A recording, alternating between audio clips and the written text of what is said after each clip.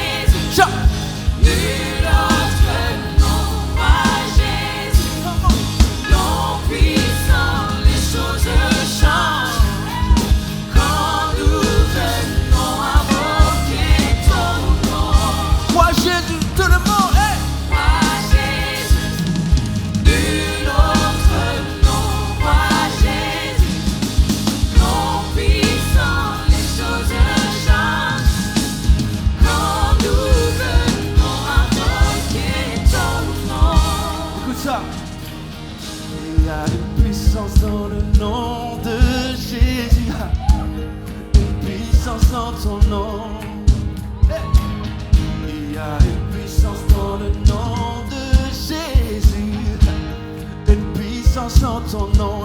Déclare-le avec nous, comment? Il y a une puissance dans le nom de Jésus. Le nom de Jésus guérit, Une puissance dans ton nom. le nom de Jésus délivre.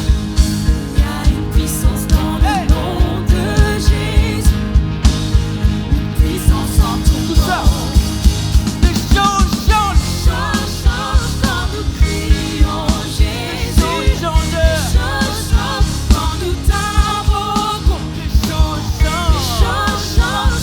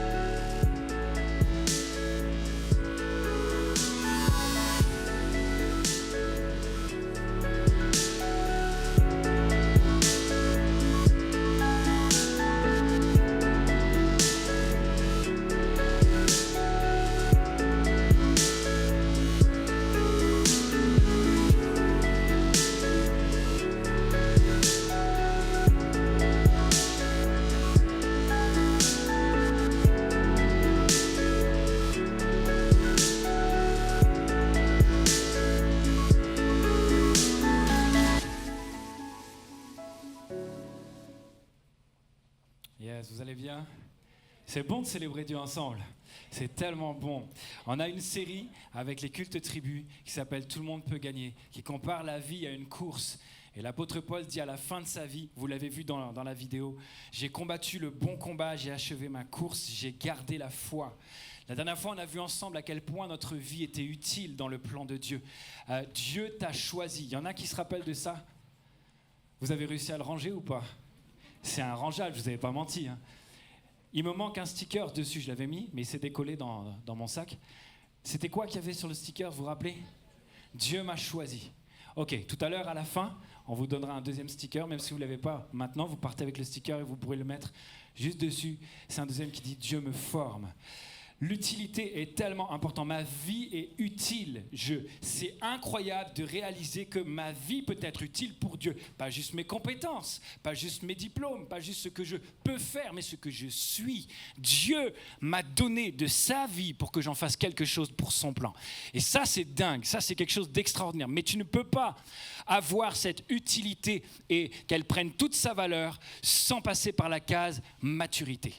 C'est ce qu'on voit aujourd'hui, la maturité. C'est quelque chose d'absolument nécessaire pour que tu puisses vivre la vie que Dieu a voulu que tu vives. La maturité, j'ai réfléchi à ça, je me suis dit, il y a une notion de croissance, c'est grandir la maturité, mais c'est aussi une notion d'équilibre. Il ne suffit pas de grandir dans tous les sens, il y a une notion d'équilibre aussi.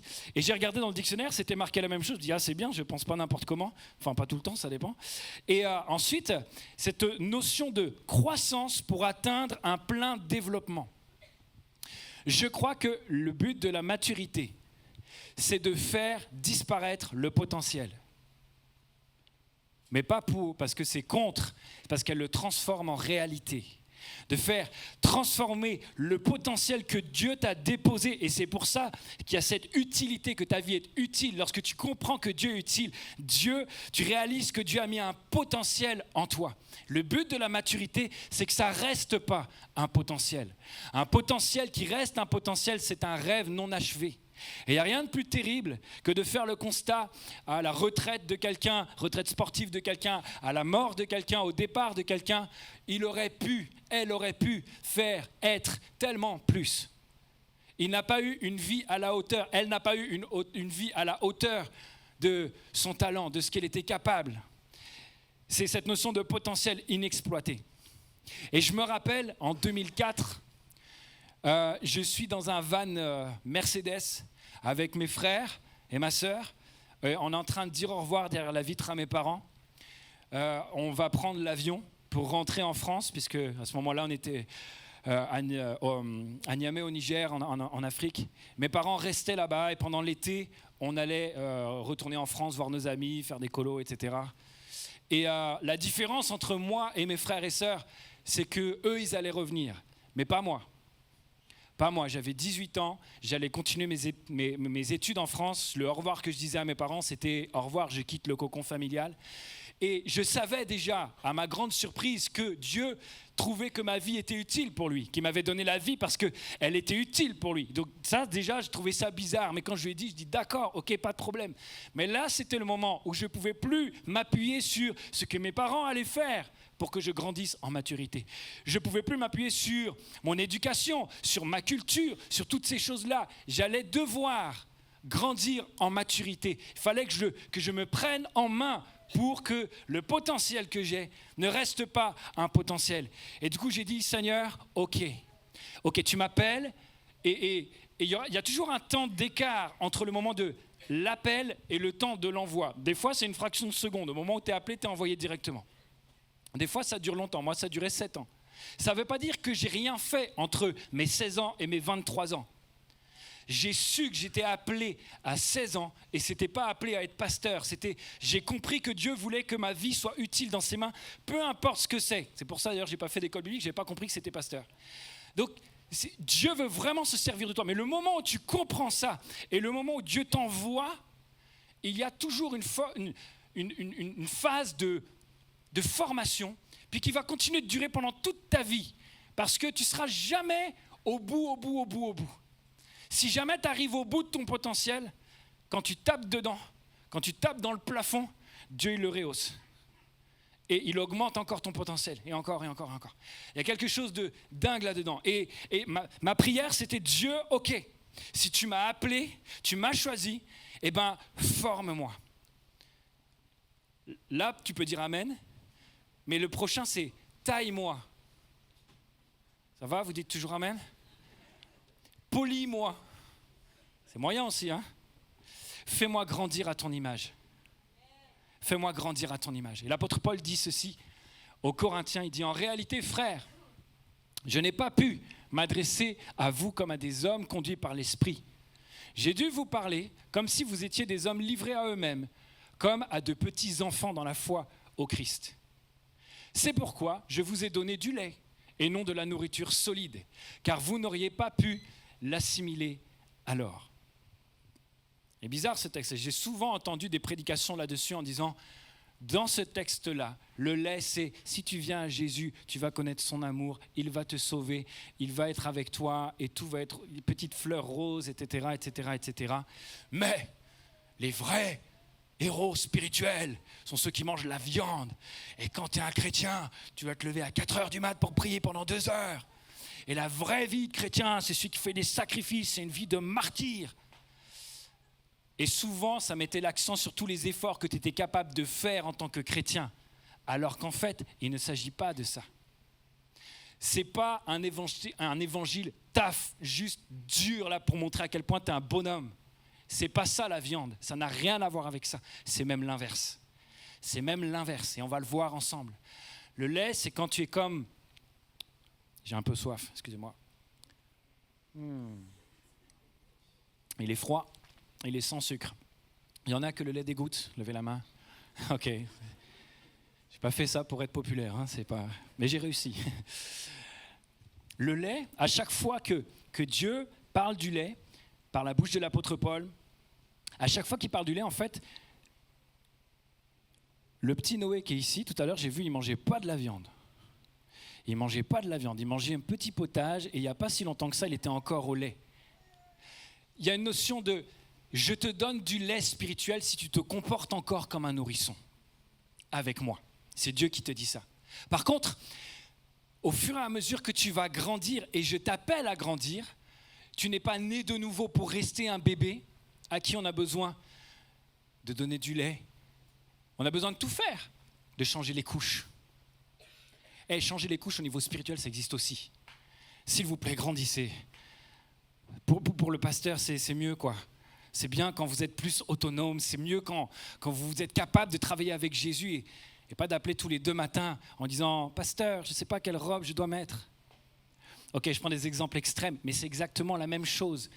Dieu veut que l'on grandisse et que l'on ne soit plus juste capable de prendre des décisions uniquement quand elles nous sont imposées comme par des parents qui le feraient à un petit qui ne peut pas comprendre « Fais pas ça !» Mais Dieu veut qu'on puisse grandir de manière à travailler avec le Saint-Esprit et être capable de prendre des décisions.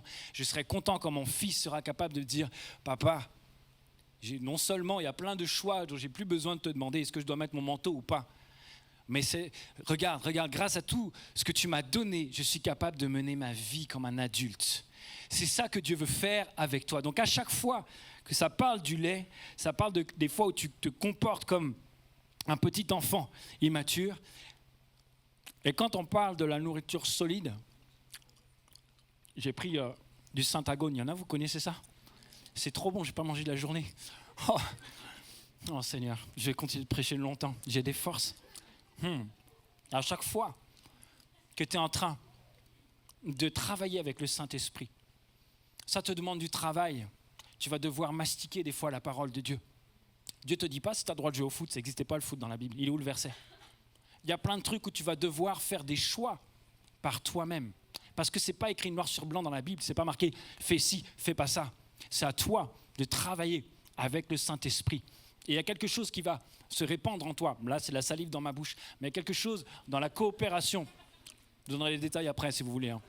Capable de faire un petit test ADN et tout, pas de problème. Mais en fait, quand tu travailles avec le Saint-Esprit, il y a quelque chose qui est produit de votre collaboration. c'est pas trop de la salive, c'est plutôt de l'huile. Il y a quelque chose qui vient du ciel et qui vient inonder tes actions, tes pensées, tes actes. Et dans tout ce que tu vas faire, il y a quelque chose qui répand le parfum de Christ. Il y a quelque chose qui répand le parfum de Christ. Et c'est à ça que tu es appelé. Ça passe par la maturité. Il y a des fois, je me dis, vous savez, hein, je me pose des questions bizarres maintenant, vous savez, mais je me dis, mais qu'est-ce que j'aimerais bien être comme un bébé? Tu sais, quand toi, tu galères dans ta journée, etc., tu arrives, il y a des amis, ils ont un enfant, hein, juste un petit bébé, et tu vois, il vient de se réveiller, on lui donne à manger, il rigole, il fait ce qu'il a à faire, un petit prout, etc., tout ça, machin, on le chante, etc., il est bien, et quand il est satisfait, il est tellement satisfait, il redort. C'est pas beau, ça? La vie rêvée, tu vois? On passe ton temps à te dorloter, à faire en sorte que tu vas tellement bien que tu n'as plus besoin de pleurer, tu n'es plus triste, tu n'es plus en besoin. Les gens autour de toi passent leur temps à te satisfaire. On vit dans une société qui nous pousse à penser comme ça. Tout est fait pour que tu espères, que tu mettes en place des choses pour que ta vie soit satisfaite. Et on veut être des enfants satisfaits. C'est pour ça que je te dis, grandir en maturité te coûtera forcément. Ça va te coûter, mon ami. Ça va vraiment te coûter. Mais ça fera grandir le fruit que tu vas porter. Ça te fera rentrer dans la vie vraiment que Dieu voulait pour toi. Et il n'y a rien d'autre qui a de la valeur comme ça. Rien n'a de valeur à ce point-là. Donc vous êtes prêts avec moi? On a 3 principes à voir, comment grandir en maturité. Premier principe, c'est Dieu développe ma conscience. Développe ma conscience. La maturité, c'est de devenir intentionnel. Il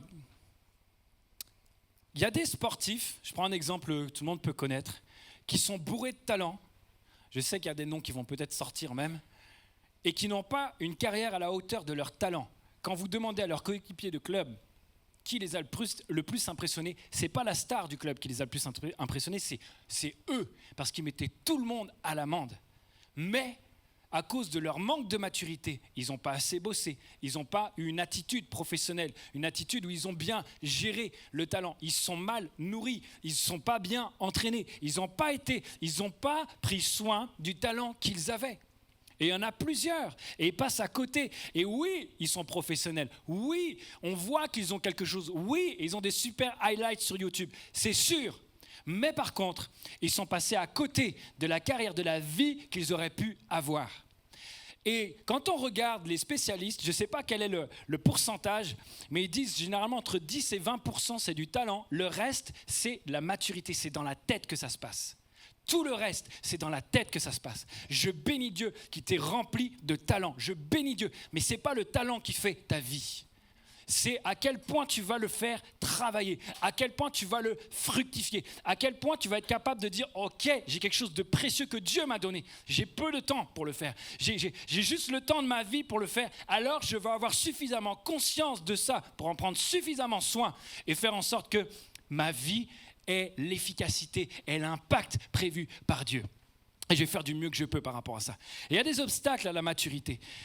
Premier obstacle, c'est les prétextes. À chaque fois que tu dis quelque chose à quelqu'un, la personne, elle a une excuse. Tout le temps. Mais pourquoi c'est pas comme ça, etc. Est-ce que tu pourrais, s'il te plaît, améliorer telle chose? Oh, j'ai vu la dernière chose que tu as fait. Ouais, non, mais c'est parce que c'est soit la faute de quelqu'un, soit la faute de quelque chose. Il y a un malheureux concours de circonstances qui, à chaque fois, explique que tu n'y arrives pas. Ou alors que tu y arrives bien, mais que tu pourrais faire mieux. Si jamais quelqu'un vient te dire « Hey, ça pourrait être mieux », tu dis « Non, je suis le meilleur ». C'est pas ça que tu dis. Tu dis « Non, mais c'est parce qu'il y avait quelque chose ». Et systématiquement, les excuses sont tes meilleurs amis. Ce sont tes meilleurs amis.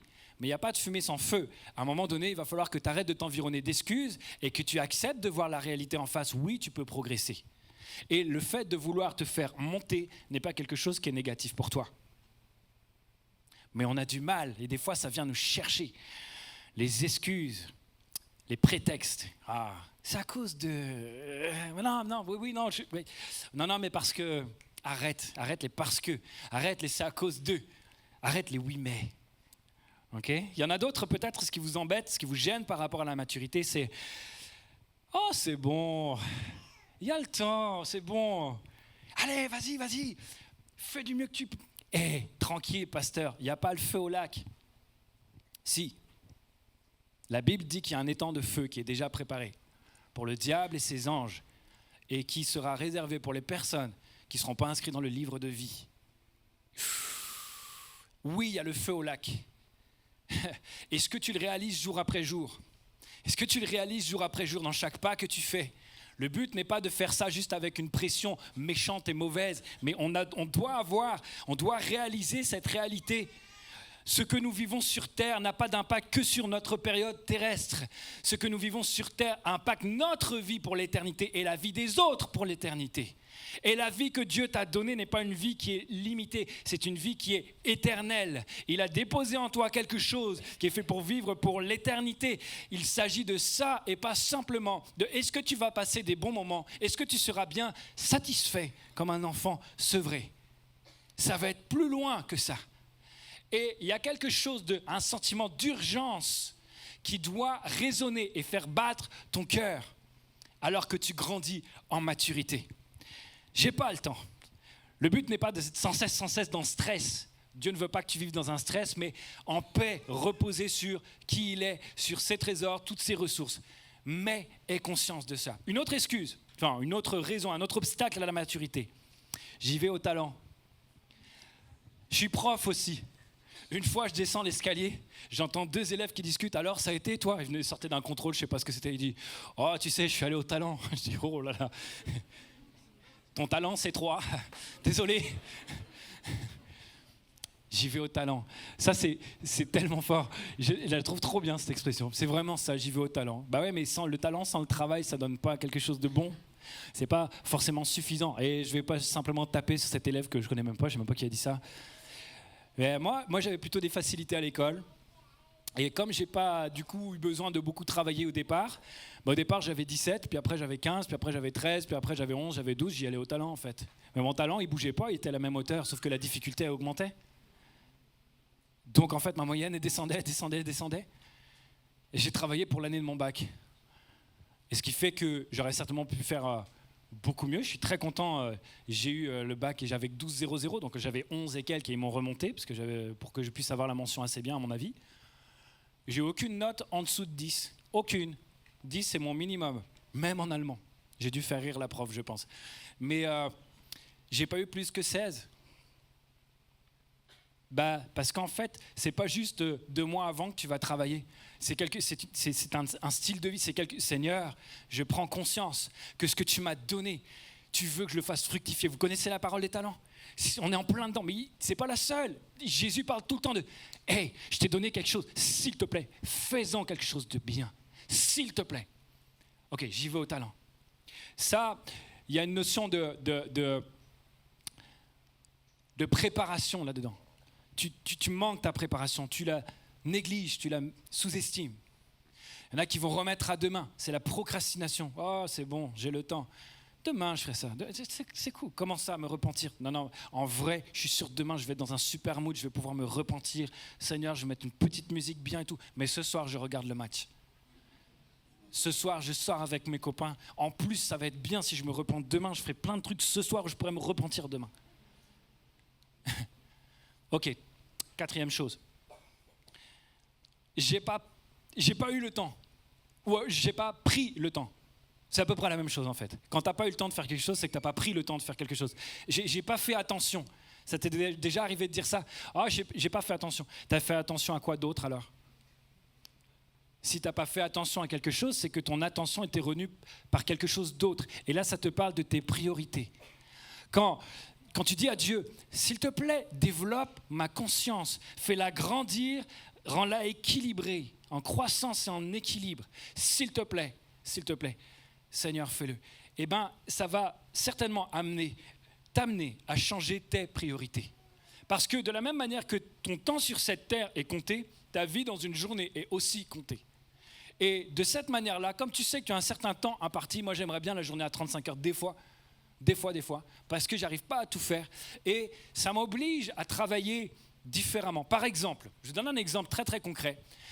Ces derniers temps, j'essaie d'organiser mes journées différemment, notamment quand je viens bosser à l'église toute la journée le mardi. Et au lieu de faire d'abord tous les petits détails, là, tous les petits faire ceci, tous les petits détails administratifs qui sont relous, que j'aime pas faire, donc je les fais au départ comme ça, après, hop. C'est débarrassé, je peux me concentrer sur les vrais trucs. Une fois que j'ai fini ça, j'ai plus de temps pour les vrais trucs. Et j'avais l'habitude de les faire en premier parce que tant que ça trottait dans ma tête, j'arrivais pas à faire les vrais trucs parce que je pensais à l'autre chose, d'accord ? Et puis, il y a une image qui m'a interpellé, je crois que je l'ai vue quelque part, ça m'est revenu.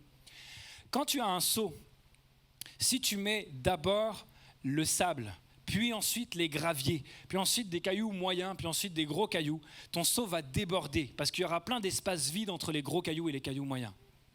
Par contre, si tu fais l'inverse, si tu mets d'abord les grosses pierres, qu'ensuite tu verses des cailloux moyens, ensuite tu verses les graviers, ensuite tu verses le sable, tu vas pouvoir tout rentrer à l'intérieur parce que le sable va se faufiler dans tous les interstices.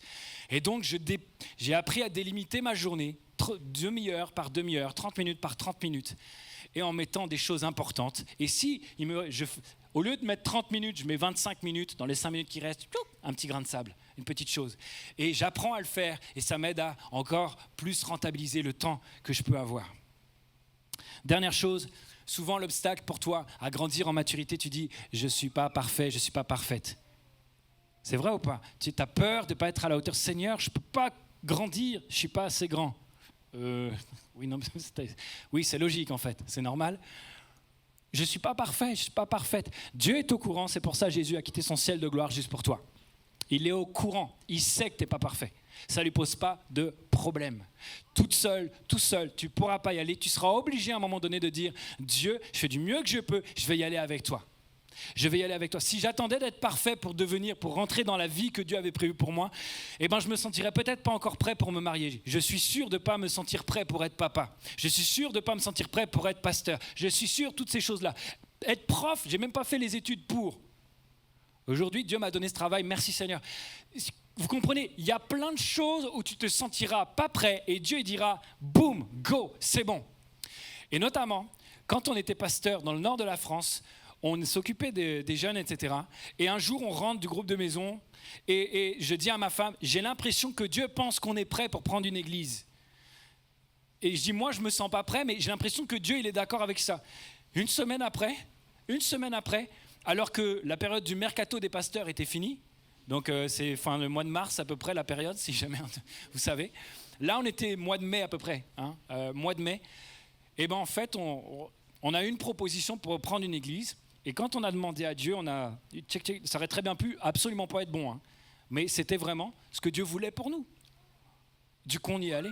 Et c'est très étonnant parce que j'avais l'impression, comme si Dieu me faisait savoir ce que lui pensait de moi, alors que moi, je n'étais même pas d'accord. Et il y a des moments où Dieu va dire « go ». Go! La question c'est, est-ce que tu seras prêt? Est-ce que tu seras prête pour ce moment-là? Est-ce que tu vas laisser passer le train ou non? S'il te plaît, Dieu, développe ma conscience. Développe ma conscience. Je ne veux pas rester au lait. Je veux la viande. Alléluia, je vais en prendre un petit morceau d'ailleurs. Ok, deuxième principe. Oh pardon, excusez-moi, j'ai failli oublier un truc très très important. Ce qui fait la différence dans tout ça, c'est ce que Andy Stanley dit, c'est un pasteur à Atlanta, il appelle l'honnêteté brutale. Pour pouvoir développer cette conscience, tu dois être profondément honnête avec toi. Profondément honnête. Je pense qu'une des définitions de l'immaturité, c'est de croire qu'on est assez mature. Je vous la redis. Je crois qu'une des définitions de l'immaturité, c'est quand tu crois que tu es déjà assez mature. Pas de problème, je suis assez grand. Là, c'est pas tout le temps vrai. Et il y a une notion où, Seigneur, je vais être vrai, je vais être transparent avec toi. Ok, Seigneur, Saint-Esprit, j'ai besoin de grandir. Comment ça, Saint-Esprit? C'est un tel qui m'a dit. Mais si un tel te l'a dit et que c'est vrai, alors peut-être que le Saint-Esprit est en train d'appuyer ce que la personne t'a dit, même si c'est quelqu'un qui n'est pas de ta religion, même si c'est quelqu'un qui n'est même pas de ta famille, même si c'est quelqu'un qui ne t'aime pas. Dieu est capable d'utiliser la bouche de n'importe qui pour te dire les choses. Ok? Et tu peux dire à Dieu, j'ai besoin de grandir, j'ai besoin de changer. Et je parle à quelqu'un, j'ai besoin de guérir. Ici, là. Peut-être dans ton corps aussi. Mais j'ai besoin de guérir. J'ai besoin, Saint-Esprit, que tu renouvelles mon intelligence. Il y a des choses, tu ne pourras pas en avoir conscience tant que Dieu n'aura pas ouvert tes yeux. Mais tu peux demander, Seigneur, ouvre mes yeux et que je puisse voir comme toi tu vois les choses. OK ? OK, principe numéro 2, développe ma connaissance. Ma connaissance.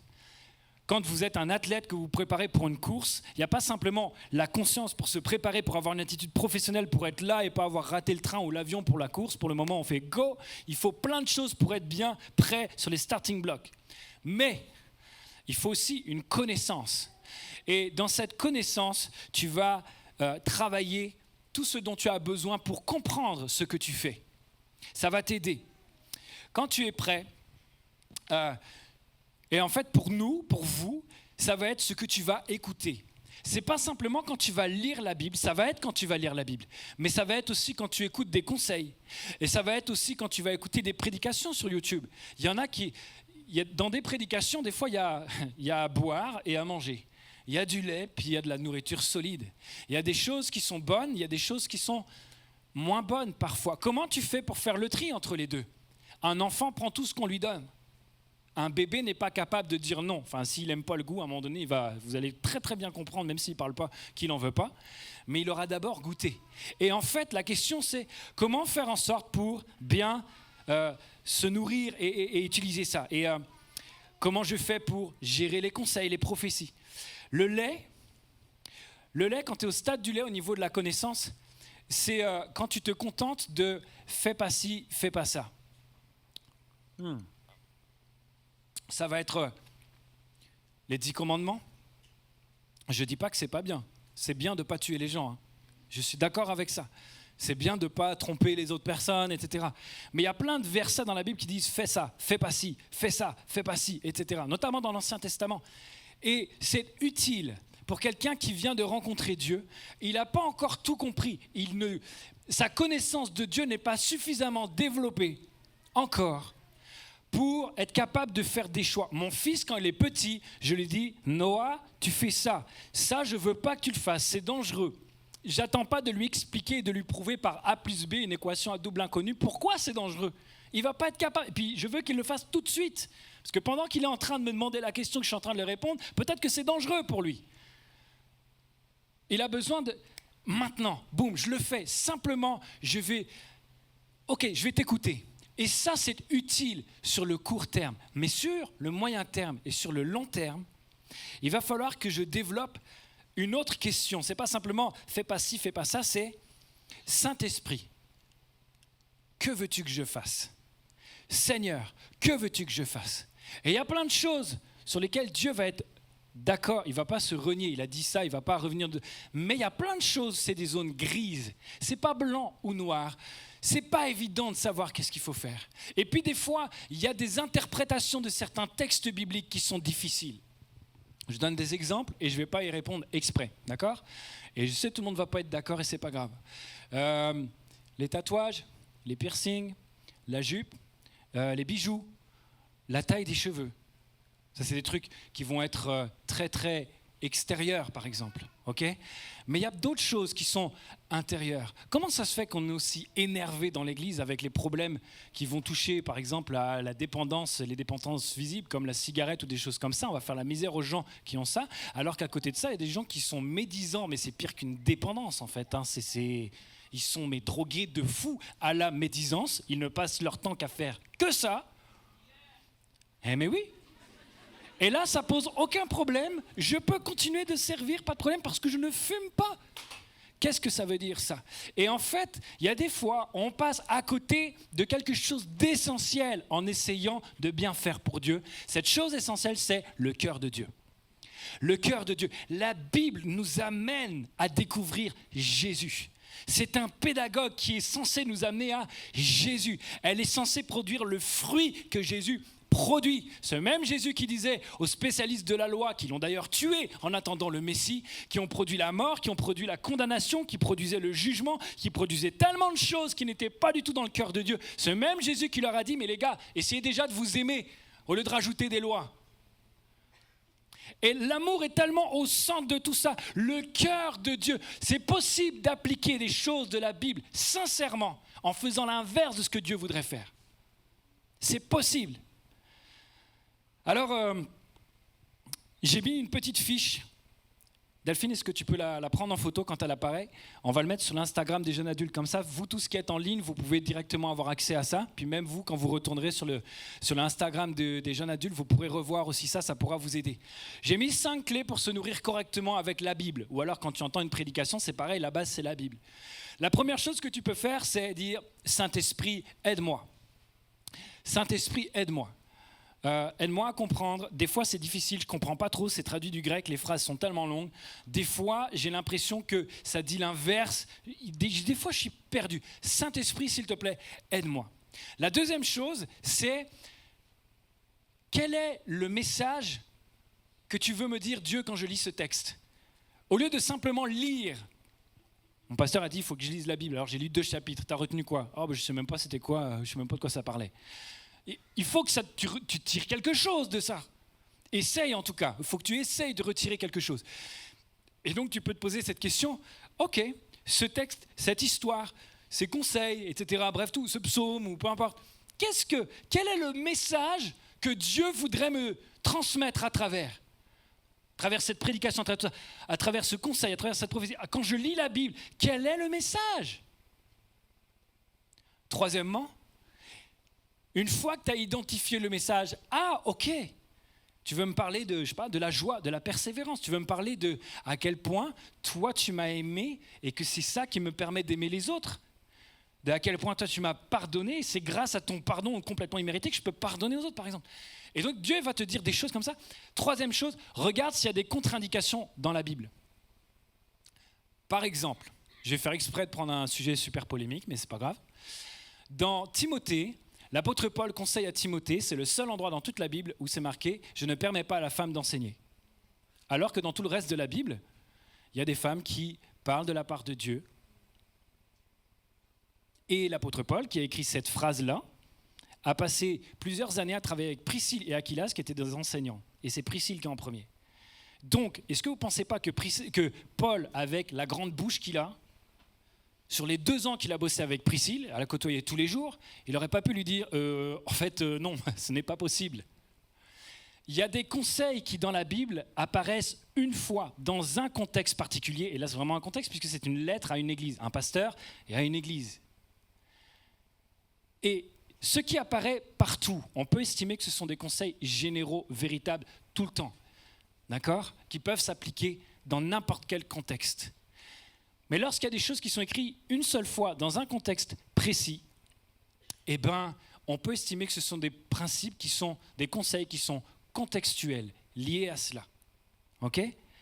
Là, il y a un gros bruit, j'étais sûr, personne oserait dire Amen de peur d'être lapidé instantanément. Mais c'est pas grave. C'est pour ça, par exemple, que l'apôtre Paul aux Galates, il va écrire une lettre où il va démonter tous ceux qui veulent forcer les chrétiens à se circoncire. Parce qu'il y en a qui disent « Ok, on a rencontré Jésus, mais pour être un vrai chrétien, il faut couper le bout. » Et Paul leur dit « Vous êtes des malades, aux Galates, dépourvus de sens, vous êtes des insensés, mais coupez-vous tout pendant que vous y êtes. » C'est Paul qui dit ça. Je vous dis, il a une grande bouche, je n'ai pas menti. Et pourtant, lorsqu'il va envoyer Timothée pour être pasteur dans cette fameuse église, il va le circoncire. Comment tu peux être aussi contre la circoncision et pour lui, tu lui fais ça? Parce que là, c'était contextuel, ça évitait d'avoir des problèmes avec les anciens, le temps qu'ils posent plein de questions, etc. Il voulait juste que le jeune Timothée, à qui il a écrit que personne ne méprise ta jeunesse, c'était déjà pas évident de prendre les rênes de cette église-là. On va éviter un problème. Le temps qu'ils comprennent que la circoncision, c'est pas si important que ça, on va t'éviter des soucis, on va être pragmatique. Hop, toi, tu vas souffrir un petit peu, mais allez, pendant 8 jours, et après, ça sera bon. Je ne sais pas bien le temps de cicatrisation, je ne sais pas si j'ai dit une bêtise. Vous m'en voulez pas, vous n'allez pas vérifier. Ok. Et j'ai quelque chose d'assez pratique à vous proposer. Alors, je vais me connecter à mon téléphone. Vous connaissez l'application YouVersion? C'est pas celui-là, c'est YouVersion. Ah d'accord, ok, ça va arriver. Regardez pas ça. Merci. Vous connaissez l'application Bible App? Il y a 400 millions de personnes qui l'ont dans le monde. Elle est gratuite, il y a plus de 2000 langues dedans, 2000 traductions en tout cas. Et, hop là, super. Ah mince, il faut que je retire mes notifications. M'envoyez pas de message, s'il vous plaît. M'envoyez pas de message. Là, je prends un risque. Je prends un risque de fou. Alors, je suis en train de me connecter sur l'application YouVersion. Elle est gratuite. Et hop. Voilà. Regardez bien ce qu'il y a dans le téléphone. En arrière-plan, c'est pas trop grave. Vous avez en bas une petite maison, c'est l'accueil. À côté, une petite Bible, c'est pour lire la Bible, dans la version que vous voulez. Et au milieu, vous avez les plans. Dans les plans, il y en a plusieurs. Ça, c'est les plans que moi, j'étais en train de commencer. Mais vous pouvez trouver des plans différents. Ça ne marche plus. Ça va revenir. Super. On laisse, c'est bien comme ça. Dans ces plans-là, vous en avez plusieurs. Il y en a un thème, c'est Noël. Il y en a, c'est débuter dans la foi. D'accord ? À travers la Bible, à travers la Bible. Là, par exemple, ici, tous les premiers que je suis en train de bouger, là, c'est pour lire la Bible intégralement. Là, ceux-là, c'est pour lire la Bible de manière partielle. Peut-être un plan qui va durer 1 mois. Il y en a qui vont durer 1 semaine. Bref, il y a plein de plans qui peuvent vous aider. Oh, celui-là, il est bien. Ça va, il y en a certains qui sont intéressés ou pas ? Vous voulez que je commence ce plan-là ? Ok, c'est pour ça, c'est pour le mariage. Je sais qu'il n'y a personne ici à ce culte-là qui est intéressé par ça. Le travail, etc., leadership. Bref, il y a tout un tas de plans différents dedans. Je vais éteindre ça maintenant. Hop, merci beaucoup à la technique, merci. Hop, yes, et on va remettre le PowerPoint. J'aimerais vous dire ceci. Depuis que je suis petit, je me sentais mal. Parce qu'on m'a toujours dit qu'il fallait lire la Bible tous les jours en 1 an, obligatoirement. Et tous les jours où je ratais ça, je me sentais tellement nul. Tellement nul. Mais Dieu t'a créé comme tu es. Alors il y en a, vous n'avez pas de problème à faire des plans longs sur 1 an. Il y en a, ça pose problème. Il y en a, vous préférez des plans moyen terme. Il y en a, vous préférez des plans courts. Alors je vous propose ceci. On va lancer un défi pour tout à l'heure, pendant l'appel. Ça va être, si tu préfères des plans courts, lis des plans courts. 1 plan court par semaine. Il y a des plans courts de 3 jours, d'autres de 5 jours, d'autres de 7 jours. Vas-y. Tout à l'heure, ce sera peut-être un plan moyen que tu vas choisir. Et du coup, tu vas dire, OK, chaque mois, je veux au moins lire un plan moyen, entre 10 jours et 1 mois. Et puis peut-être qu'il y en a qui disent, OK, moi, je veux lire la Bible en 1 an. Moi, la première fois que j'ai lu la Bible en 1 an, j'ai mis 3 ans et demi à la lire en 1 an. Et j'ai pu rattraper mes jours, etc. Ce qui est bien quand ça rattrape les jours, c'est que ça efface le jour où tu avais commencé. Donc après, c'est... Mais je suis content parce que j'ai pu la lire en entier. Puis une fois que j'ai terminé, je vais continuer, etc. Puis par-dessus, je lisais d'autres petits plans, etc. Le problème, c'est si je ne l'ouvre pas, ma Bible. Le problème, c'est si je ne l'ouvre pas. Mais là, j'ai trouvé quelque chose qui m'aide à le faire. C'est bon ? Vous êtes toujours avec moi ? Ok, il y a un texte qui dit ceci. Dieu a fait don de ces hommes, c'est-à-dire les ministères dons dans Éphésiens. C'est Paul qui explique ça. Il dit, il y en a qui sont pasteurs, évangélistes, prophètes, etc., apôtres, etc. Dieu a fait don de ces hommes pour que les membres du peuple saint, de l'Église, vous, n'importe quelle personne, soient rendus aptes à accomplir leur service. C'est ça le but. C'est pas que simplement tu dises « Ah, j'ai été choisi », mais c'est que tu accomplisses ton service en vue de la construction du corps de Christ. La suite dit ceci. Ainsi, nous parviendrons tous ensemble. Est-ce que tu peux mettre la prochaine slide ? Merci. Tous ensemble à l'unité dans la foi, dans la connaissance du Fils de Dieu. Ok ? C'est ça qui est important, que tu connaisses Dieu. À l'état d'adulte. Pas d'enfant, de nourrisson. À l'état d'adulte. Pense aux saucissons, s'il te plaît. À l'état d'adulte. Un stade de maturité. Où se manifeste la plénitude qui nous vient de Christ. On continue, le prochain slide. De cette manière, nous ne serons plus des petits enfants ballottés comme des barques par les vagues et emportés ça et là par le vent de toutes sortes d'enseignements à la merci d'hommes habiles à entraîner les autres dans l'erreur. Combien de personnes, en regardant tout et n'importe quoi sur Internet, en n'étant pas capables de dire, de juger si, est-ce que ça c'est bon, est-ce que ça c'est pas bon, arrivent dans des raisonnements extrêmes et produisent un fruit qui reflète tellement pas Jésus au nom de Christ. Je juge tout le monde au nom de Christ. Je condamne tout le monde au nom de Christ. Je divise au nom de Christ. Comment, au nom de Christ? Comment? En pratiquant cette connaissance. Et on arrive au dernier point. Seigneur, développe pas simplement ma conscience, pas simplement ma connaissance, mais développe mon expérience. C'est le dernier point. Vous êtes toujours avec moi? Ma connaissance ne me sert à rien sans pratique et sans exercice. La course que tu cours, la course dure quelques secondes, mais le résultat de la course, c'est le fruit d'années de travail. La performance dépend de la constance. Ça va dépendre de à quel point tu vas t'exercer, à quel point tu vas prendre du repos. Si tu gères mal ton repos, tu vas être moins performant. Je fais des analogies avec le sport parce qu'il s'agit vraiment de ça. Comment tu gères ton sommeil? C'est possible que la manière dont tu gères ton sommeil ne soit pas optimale et qu'à cause de ça, des fois, tu es plus irritable et tu manifestes moins le fruit de l'esprit. Que des fois où Dieu veut te parler, tu captes même pas parce que tu es complètement aux fraises. Comment tu gères ta nutrition? De quoi tu vas te nourrir? Ton corps, ton esprit, ton âme ont besoin d'un exercice bien réglé. Et quand tu développes ton expérience, quand tu pratiques, quand tu t'exerces, ça fait deux choses. La première chose, c'est que tu développes une meilleure maîtrise technique. Un sportif, lorsqu'il s'entraîne, il est tellement en train de travailler sa technique qu'au bout d'un moment, elle devient naturelle.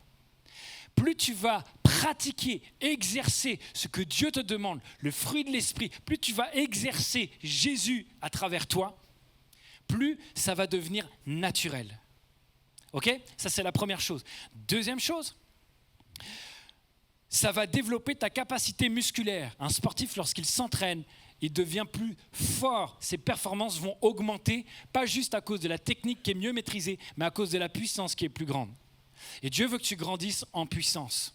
Dieu veut que tu grandisses en impact, en capacité. Je pouvais faire quelque chose avant. Je vais vous dire un truc. Par exemple, par rapport aux prédications, ce dont je me satisfaisais avant, aujourd'hui ne me satisfait plus.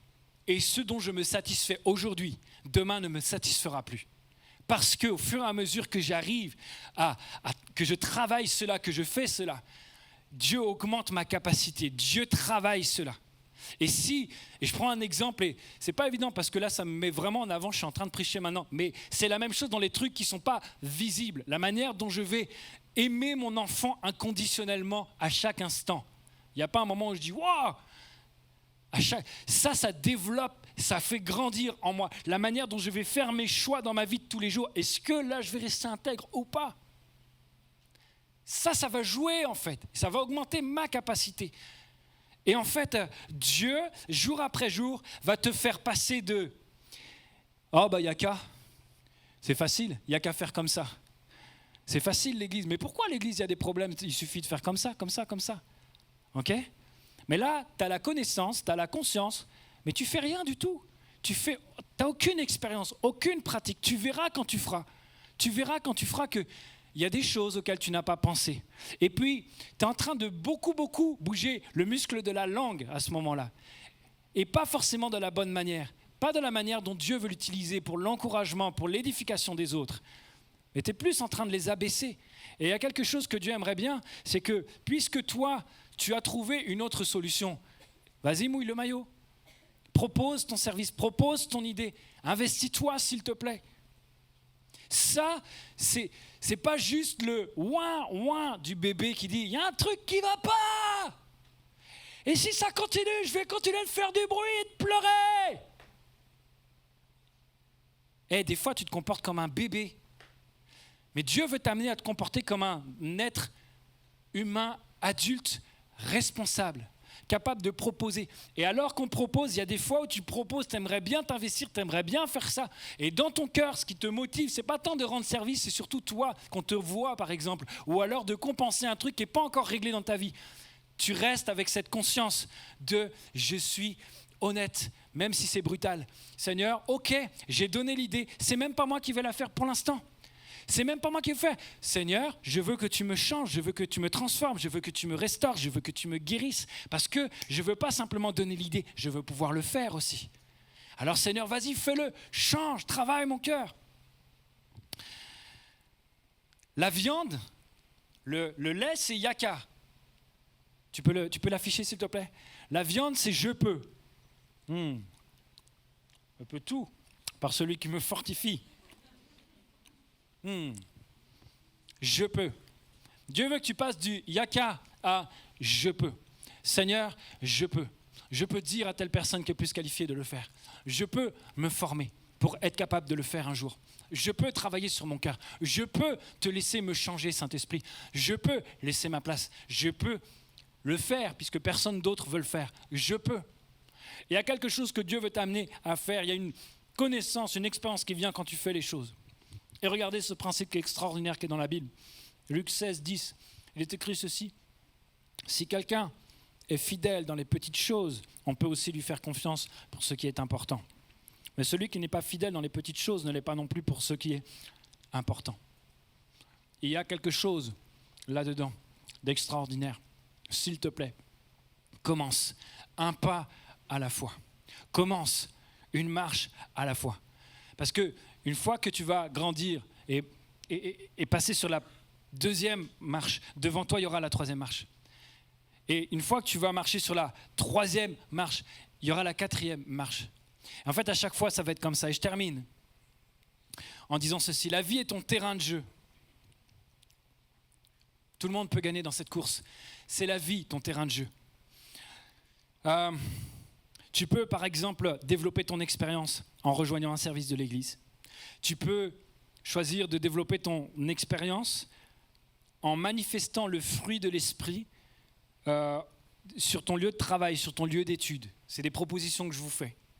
Tu peux aussi choisir d'investir dans ton expérience en investissant dans une formation.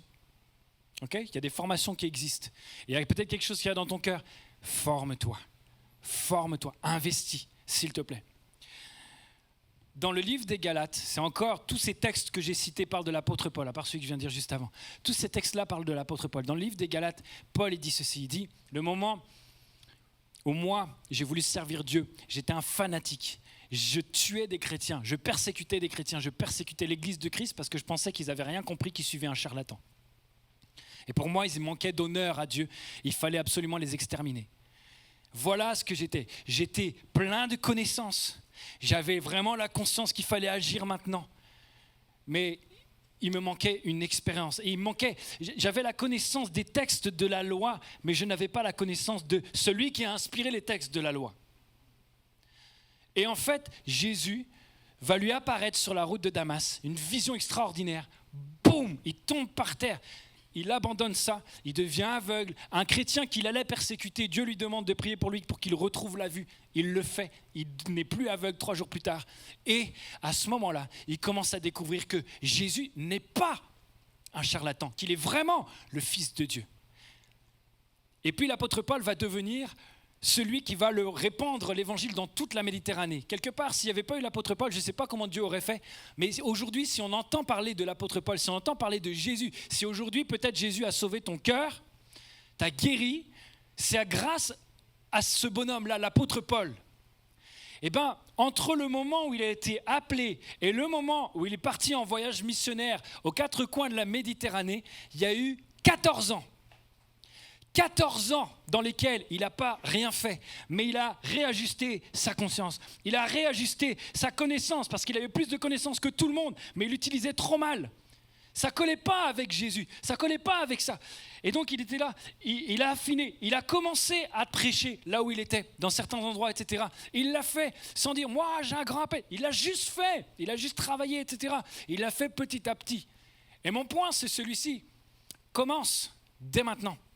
S'il te plaît, la maturité, c'est commence maintenant à développer ta conscience, à développer ta connaissance, à développer ton expérience. Quand bien même il y a un temps entre l'appel et l'envoi, commence dès maintenant, s'il te plaît.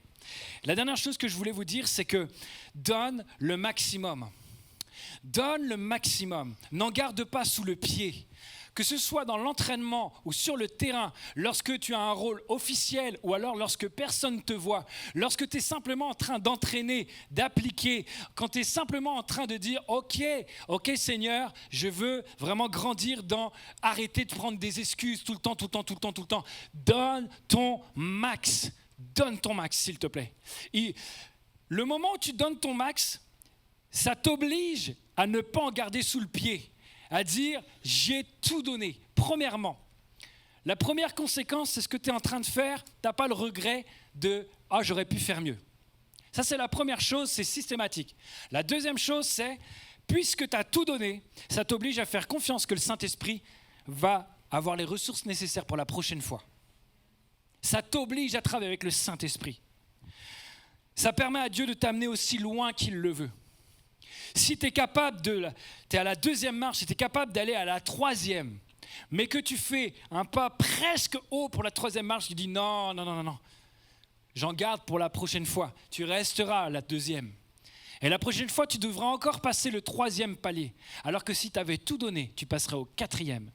Et Dieu ferait grandir à travers ta vie l'impact qu'il aura dans les gens tout autour de toi. Et l'impact qu'il aura au travers de toi, dans ta famille, dans les gens de ton boulot, autour de toi, dans l'église, peu importe. Jésus habite en toi, le Saint-Esprit habite en toi. Et ça va se voir. La question c'est, tu permets à Jésus de te faire monter jusqu'à où ? C'est ça. Donne le maximum. Alors on va faire quelque chose. Je vais demander à l'équipe de louange de me rejoindre. L'appel va être un petit peu différent de d'habitude. Je ne veux pas que ce soit simplement un appel. Oui, Seigneur, s'il te plaît. C'est bon des fois de prendre des décisions dans le cœur, mais j'aimerais que ça soit suivi de quelque chose de concret. Vous pouvez flasher ce QR code, ou alors si vous n'arrivez pas, vous pouvez rentrer l'adresse, le lien juste en dessous, https://forms, GLE, et là vous vous débrouillez, parce que c'est long. Connectez-vous dessus, s'il vous plaît. Ça va vous envoyer sur un formulaire Google Form dans lequel il y a 3 propositions. En fait, des propositions pour chacun des 3 principes. Développe ta conscience, développe ta connaissance, développe ton expérience. Et je vous invite à chercher et simplement vous placer devant Dieu pendant ce temps et dire, ok, au niveau de ma conscience, Seigneur, j'aimerais que tu m'aides, peut-être que c'est à plus prendre d'excuses, à arrêter la procrastination. Vous mettez simplement votre mail et vous sélectionnez. Comme ça, ensuite, vous aurez un retour de vos résultats. C'est simplement pour vous aider jusqu'à la prochaine fois, on va se voir, le prochain culte tribu, et que ces objectifs, que ça vous aide à les atteindre, en fait. Ok ? Il y a des choses par rapport à la connaissance. Peut-être que votre challenge, ça va être de commencer un plan long. Peut-être qu'au contraire, ça va être un plan très court. Et chaque semaine, jusqu'au prochain culte tribu, vous dites « Yes, j'aimerais lire un plan court chaque semaine jusqu'à la prochaine fois qu'on se voit. » Peut-être que c'est un plan moyen, peu importe. Prends ce dans quoi tu te sens le plus à l'aise. Mais prends quelque chose, s'il te plaît. Dernière chose, par rapport à ton expérience, il y a 3 possibilités. Est-ce que ça va être engagé dans une formation d'ici au mois de février ? Est-ce que ça va être d'essayer de manifester le fruit de l'esprit ? Vous connaissez le fruit de l'esprit. Manifester Jésus, c'est dans Galates 5, 22. Si vous voulez, vous pouvez le noter et vous regardez ça et dites « Ok Seigneur, je vais essayer de manifester qui tu es. Je veux que ma vie reflète à mon travail qui tu es. » Peut-être qu'il y a des aspects qui vont être difficiles pour toi, mais ça va être ça ton challenge, ton caractère. Peut-être que ça va être de servir dans l'église. Tu passes ton temps à dire « il y a ça qui ne va pas, il y a ça qui ne va pas, il y a ça qui ne va pas ». Dès que tu vois un détail qui ne va pas, c'est génial, tu as un super esprit d'analyse. S'il te plaît, tu as aussi des bras. Tu as aussi un cœur. Que ton esprit d'analyse ne tue pas l'amour que Dieu a mis dans ton cœur. Ne tue pas la capacité que l'Esprit Saint a de te mettre en action, pas simplement en parole. Et je vais vous demander quelque chose. Une fois que vous avez terminé, pour montrer que vous avez fini et pour faire comme un symbole du Saint-Esprit qui vous éclaire pour que vous progressiez, votre téléphone, vous mettez la torche et vous levez bien haut. Quand vous avez fini, quand vous avez accepté de remplir ça, est-ce que la caméra, on peut filmer, s'il vous plaît? On va filmer toute cette lumière qui se lève. Chaque lumière qui se lève, c'est quelqu'un qui est en train de dire, Saint-Esprit, tu viens me former. Fais-moi grandir. Fais-moi grandir. Remplis, s'il te plaît, le formulaire et lève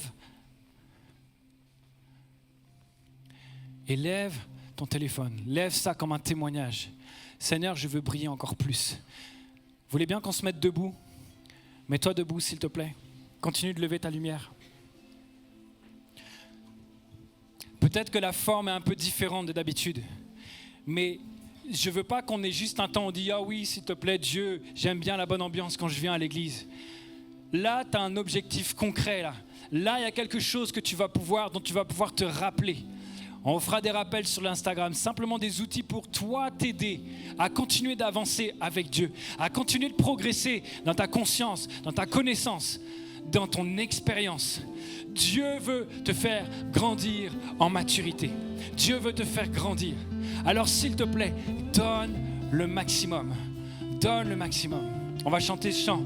Et Seigneur, je veux tellement que tu viennes comme un souffle nouveau dans ma vie. Et avant de chanter, je veux dire juste ceci. S'il y a quelqu'un qui a besoin de guérison, s'il y a quelqu'un qui a besoin de dire « Saint-Esprit, sonde mon cœur, vois si je suis sur une mauvaise voie.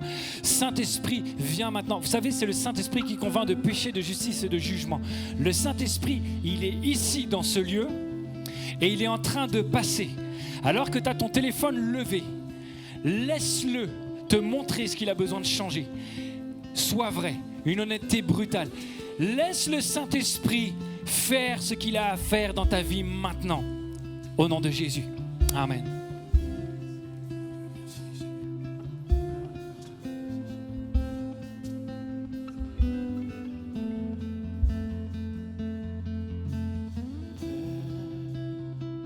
Je n'ai qu'un désir, être près de toi et sentir tes bras. Oh Père, tu as envoyé ton Fils bien-aimé pour quiconque croit. Saint-Esprit qui donne vie, ranime en moi ce feu pour toi. Saint-Esprit, viens par ta pluie, rafraîchis-moi et envoie un souffle nouveau,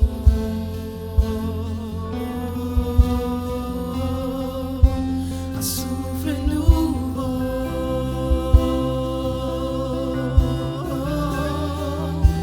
un souffle nouveau.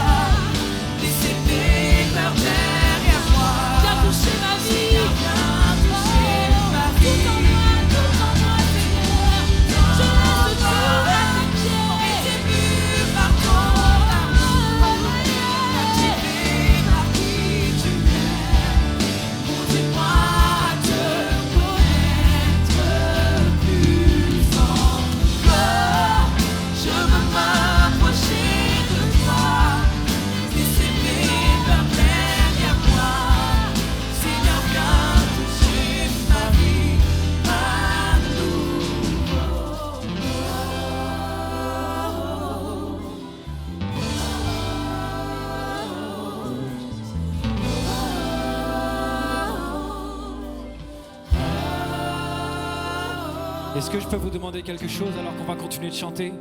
Est-ce que tu peux mettre la main sur ton voisin, ta voisine, et demande à Dieu, Seigneur, fais-la grandir, s'il te plaît. Tout le monde à sa place, s'il vous plaît, faites-le. Élevez quelqu'un, demandez à Dieu de bénir quelqu'un. C'est le premier pas pour grandir, c'est déjà un pas vers la maturité. On a tellement tendance à penser à nous, alors que l'amour, c'est l'autre. Alors commence à grandir en priant pour quelqu'un maintenant. Fais-le grandir, s'il te plaît. Qu'il aille le plus loin possible. Qu'il aille le plus loin possible. Toutes les meilleures bénédictions que je voudrais pour ma vie, Dieu, donne-les lui, s'il te plaît. Donne-la. Comme un macron, le bénédiction descend dans la main. À toi j'ouvre mon cœur, Seigneur. À toi j'ouvre mon cœur à jamais. Fais ce que toi seul sais faire. Jésus, viens régner dans ma vie. À toi j'ouvre mon cœur, Seigneur. À toi j'ouvre mon cœur à jamais. Fais ce que toi seul sais faire. Toi seul peux me changer. Jésus, viens régner dans ma vie. Avec toi, à toi j'ouvre mon cœur.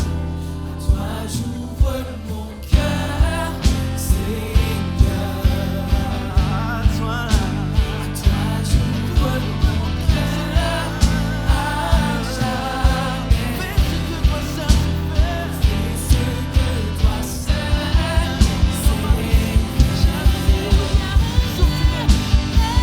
seul sais faire.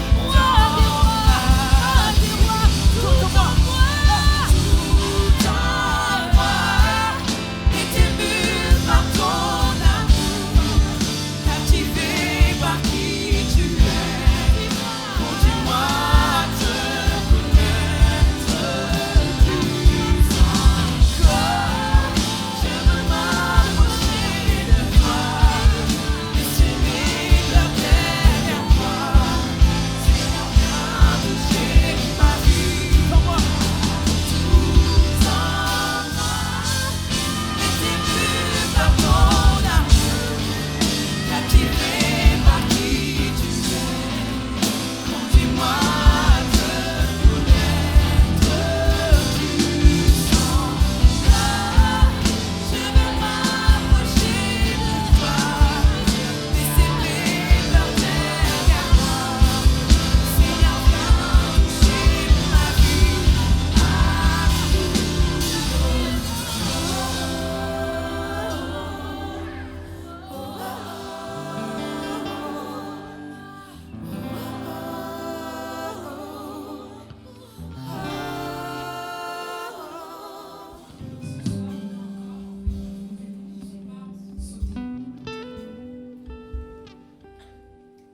La maturité, c'est ça. C'est de dire, effectivement, j'ai des verrous encore là. Seigneur, il faut que ça saute. Il y en a assez. Seigneur, il faut que ça saute ce soir. Ma prière pour toi ce soir, c'est que quand tu partiras d'ici, tu seras complètement différent. Il n'y aura plus de verrous. Non, ça va sauter ce soir. Mais c'est à toi de te positionner et de dire, oui, ce soir-là, je donne tout. Quand on dit tout en moi, Seigneur, prends tout. Même les verrous, tout, paf, tu prends tout. Et tout saute ce soir dans le nom de Jésus. Amen. Amen. On chante encore, viens toucher ma vie. On va dire, Seigneur, pas seulement ma bouche, pas seulement mon esprit, mais tout en moi. Tout en moi. Tout en moi est ému par ton amour, captivé par qui tu es. Conduis-moi à te connaître. Je veux m'approcher de toi, laisser mes peurs derrière moi. Seigneur, viens toucher ma vie. Tout en moi. Tout en moi. Et ému par ton amour, captivé par qui tu es. Conduis-moi à te connaître plus encore. Je veux m'approcher de toi, laisser mes peurs derrière moi. Seigneur, viens toucher ma vie à nouveau.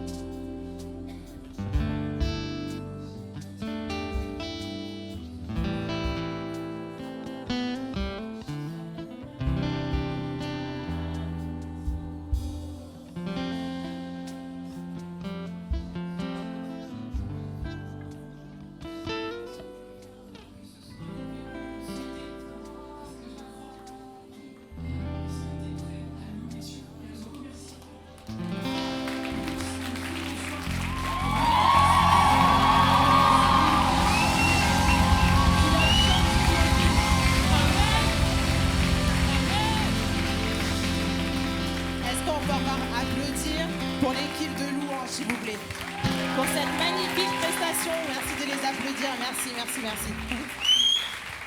Merci. Encore plus fort, allez, applaudissez Encore plus pour fort, eux. plus fort, je veux vous entendre. Je veux vous entendre. Encouragez-les, encouragez-les, encouragez-les. Merci Seigneur pour leur vie. Merci Seigneur pour tout ce qu'ils font. Amen. Merci. Est-ce que vous pouvez également applaudir pour mon nouveau binôme de choc, Réginald?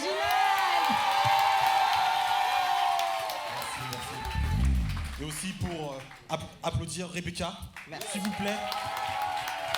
Et applaudissez-vous aussi, allez, applaudissez-vous. Ok, j'en profite pour souhaiter la bienvenue à toutes les personnes qui nous visitent pour la première fois. Est-ce que vous pouvez lever la main qu'on puisse vous dire bonjour? Bienvenue, bienvenue, bienvenue. Bienvenue à vous. Bienvenue, bienvenue. On peut aussi, s'il vous plaît, saluer nos internautes qui nous suivent depuis Internet. Salut.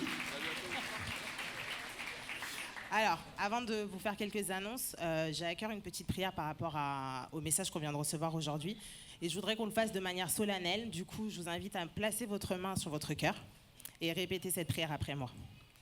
Seigneur Jésus, dès l'instant où je sortirai de cette salle de culte, je prends l'engagement de laisser ici la personne que je parais être aux yeux des autres pour devenir celle que je suis réellement à tes yeux. Amen.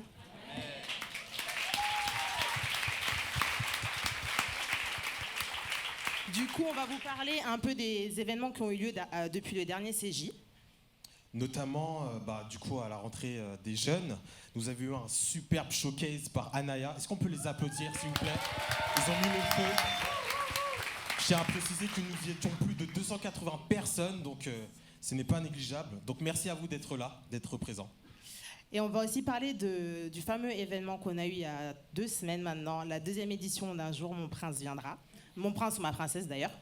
Et pareil, on était nombreux, on était plus de 250 personnes, donc merci beaucoup pour votre participation. Et d'ailleurs, à ce sujet, on aimerait savoir, est-ce qu'à tout hasard, certains d'entre vous ont trouvé son prince ou sa princesse, non?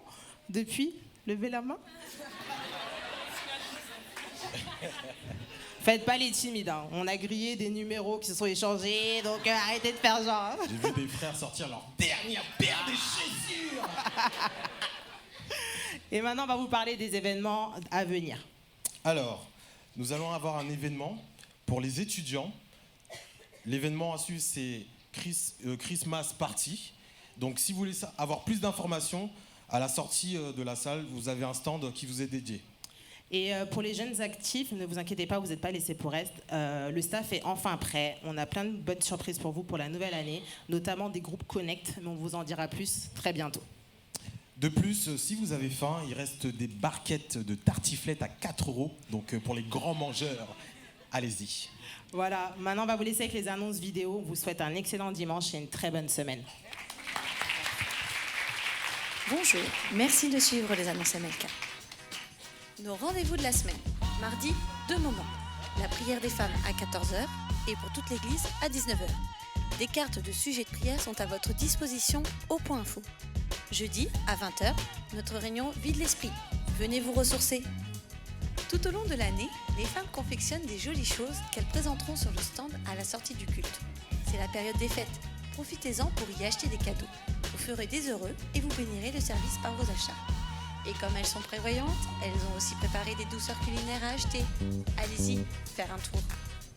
MLK Business. Rendez-vous le samedi 14 décembre à 18h30 pour la suite de notre série Dieu et les finances de mon entreprise.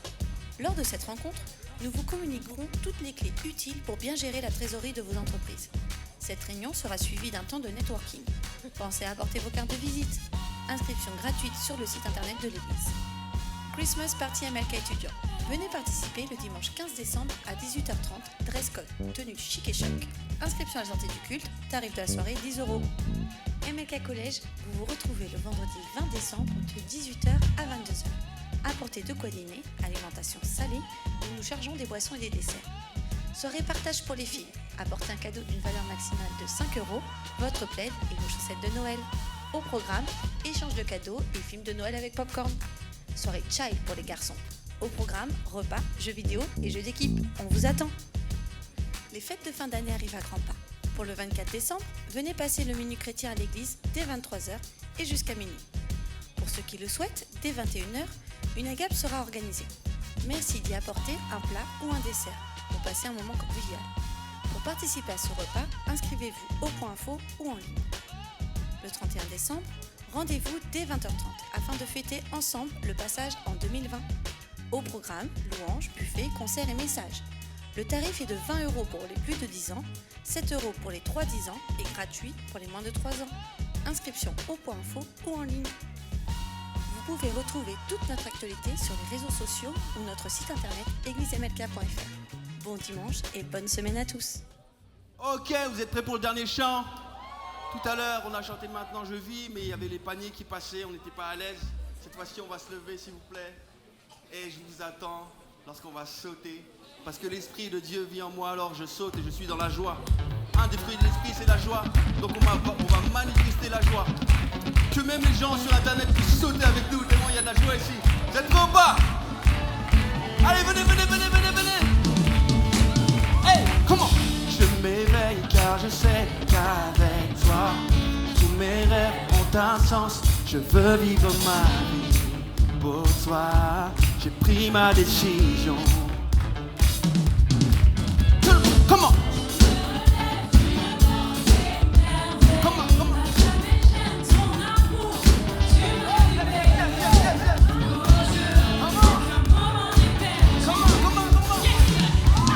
Avec nous.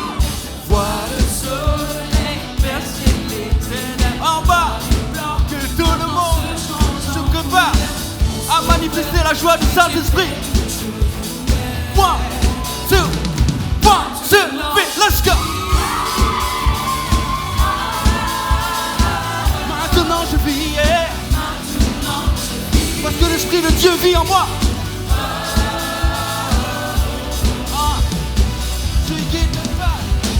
Tu guides mes pas, tu es là près de moi. Ton amour m'a guéri, y a rien comme vivre avec toi. Cette vie que tu m'offres, je choisis. Vois le soleil percer les En bas, blancs, maintenant se changeant. que la joie du Seigneur soit manifestée.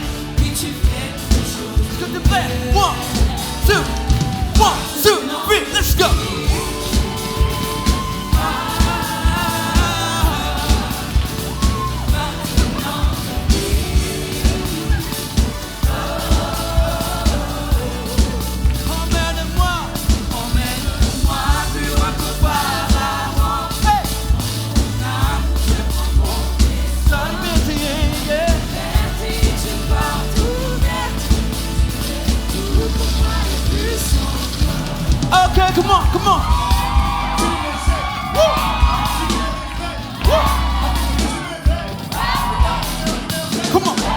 J'ai décidé de te suivre, ouais. J'ai choisi de vivre dans ta lumière. Comment? J'ai senti tes mains prêts. J'écris ton nom, 14 heures, et dis-le dans ta Hey! Yahweh, Yahweh! là-haut, je vais y aller. Ton nom sur la porte, lavé, tout armé, et désormais, Comment? les armées sont défaites. Je le répète, c'est fini la défaite. Je ne vois plus la vie en noir et blanc, non, mais ça commence comme tu l'as fait. Et oui, tout est possible. Maintenant, je vis. Plus de chaînes, je les oublie. Maintenant, je vis, let's go! Maintenant, je vis.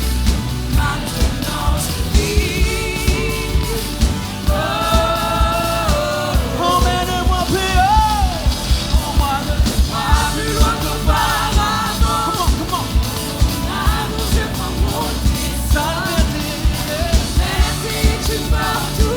Tout pour moi, Seigneur. Emmène-moi. Hey!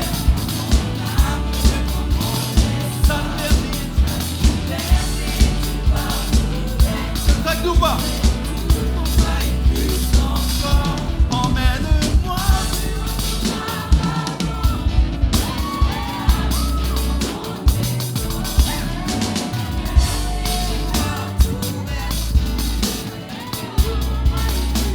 Écoutez ça, tout le monde crie Jésus, Jésus, Jésus, Jésus. On va chanter. Ce n'est plus moi qui vis, c'est qui? C'est Christ qui vit en moi. Ce n'est plus moi qui vis, C'est Christ qui vit en moi. l'Éternel est mon berger.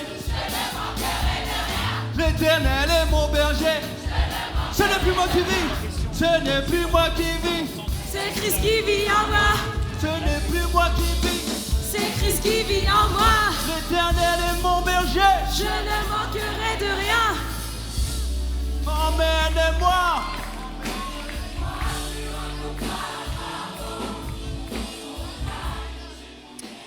Bonsoir à tous, j'espère que vous allez bien. On est avec Delphine et oui, ça va très bien. Je suis fatigué, mais ça va bien, content. Alors, aujourd'hui, on a travaillé, on a découvert un petit peu ce point de la maturité qui nous aide à rentrer dans la vie que Dieu veut pour nous. Est-ce que tu peux nous dire quelle était la phrase clé de ce message? Il y a plein de phrases clés en fait. Transformer le potentiel en réalité, c'est ça? C'est ça. Transformer le potentiel en réalité, c'est ça que fait la maturité.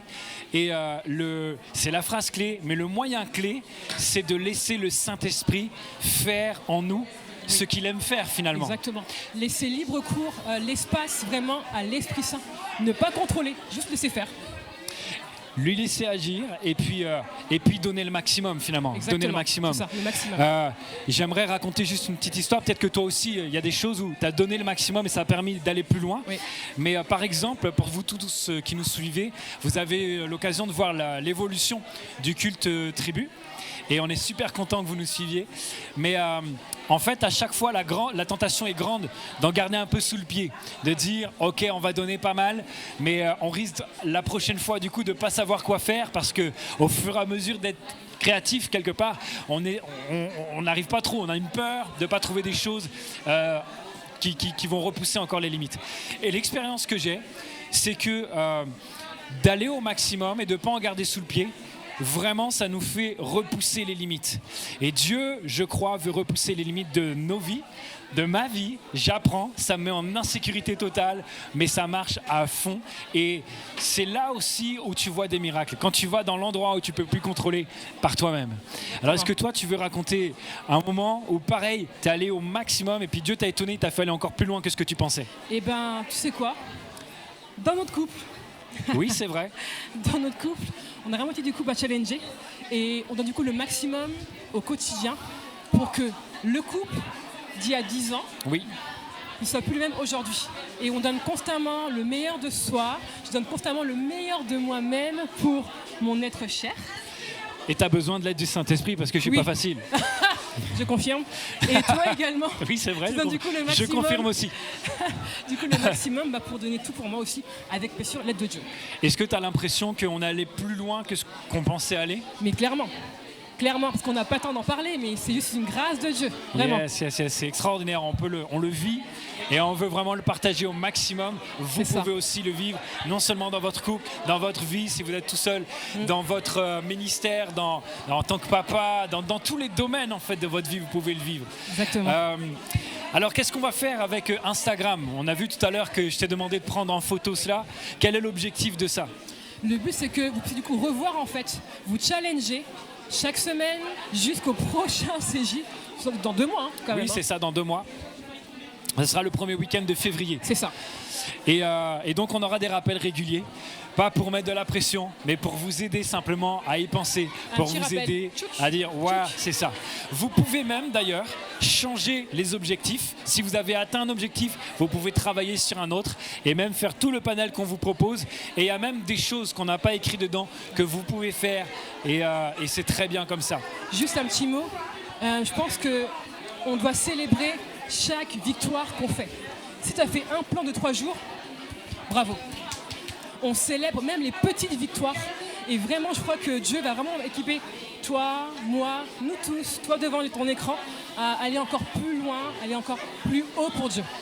Avancez pas après pas, c'est vraiment ce que Dieu nous demande finalement. C'est ça. Et il veut pas qu'on fasse un pas sans lui. Il a besoin du Saint-Esprit, il a besoin d'être avec nous. Il nous aime trop pour nous laisser tout seuls. Et on veut vous lancer ce challenge pour terminer. Simplement, passer de la première à la deuxième marche, passer de la deuxième à la troisième marche, passer de la troisième à la quatrième marche. Exact. À chaque marche, soyez reconnaissants. Soyez reconnaissants parce que chaque marche est un miracle. Mais alors que la marche est un miracle et que vous êtes reconnaissant, demandez la prochaine parce que la prochaine est encore meilleure. C'est ça. Et Yes. surtout, vous n'êtes pas tout seul. Le Saint-Esprit est votre associé. 1 marche, 2 marches, 3 marches, t'es pas tout seul. Que Dieu vous bénisse. On espère que vous avez passé un excellent moment. Bon Et- dimanche. Oui, c'est ça, vas-y. Prenez bien soin de vous. Et on vous retrouve très prochainement au début du mois de février pour le prochain Ciao. culte tribu. Que Dieu vous bénisse. Salut. Nous sommes heureux d'avoir pu passer ce culte ensemble dans la présence de Dieu. Et si vous passez en région parisienne, nous serions ravis de vous accueillir pour vivre un culte ensemble. Sachez que l'église MLK met à votre disposition d'autres contenus sur son site internet ou sur la chaîne YouTube Église MLK. N'hésitez pas à vous abonner. Notre mission, notre désir, c'est de vous offrir des contenus de qualité qui touchent les cœurs et qui changent des vies.